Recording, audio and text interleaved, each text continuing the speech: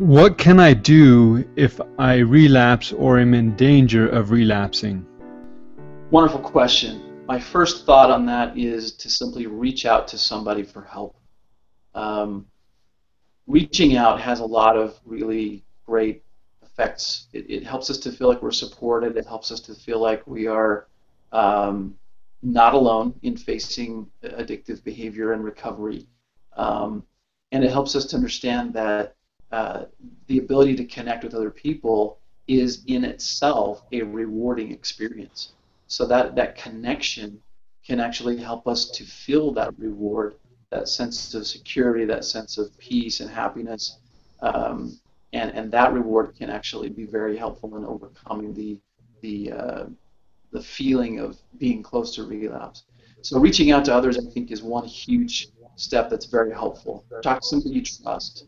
Um, Even if you don't necessarily reveal every detail of what you're experiencing, which sometimes can keep us from reaching out to others, we don't necessarily have to share every detail about it. You know, we don't have to reach out to a spouse or a friend or a parent um, and tell them exactly what we're feeling. We can use other language that just says, hey, we need help. So, for example, I could reach out and say, I'm just struggling right now for a few minutes. I'm kind of in a bad moment, and I just wanted to reach out and talk to somebody. I just need somebody to kind of talk to me right now and help me through a difficult moment and kind of reassure me and help me through this. And there's not even a need to be detailed about that. I think that can be a huge help because so many of those who struggle with recovery and the potential for relapse feel like they have to be totally open and communicate every vivid detail of what they're experiencing, and they're ashamed to do that.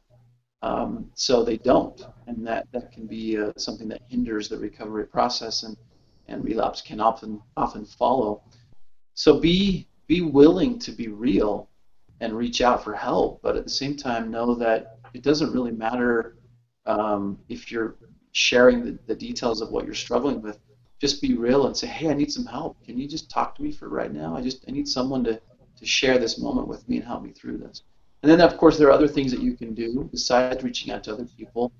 Um, you can also engage in healthy behaviors that you plan on in advance when you are likely to experience a trigger and the potential for relapse is there.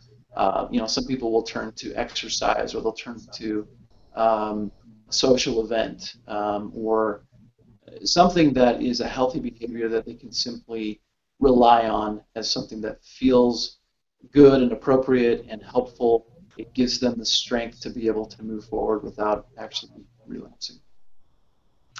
I was also going to say one of the things that a lot of people have used as one of their coping I guess not coping mechanism, but as a strategy that when the trigger comes, because they come to everybody, but is to Yeah.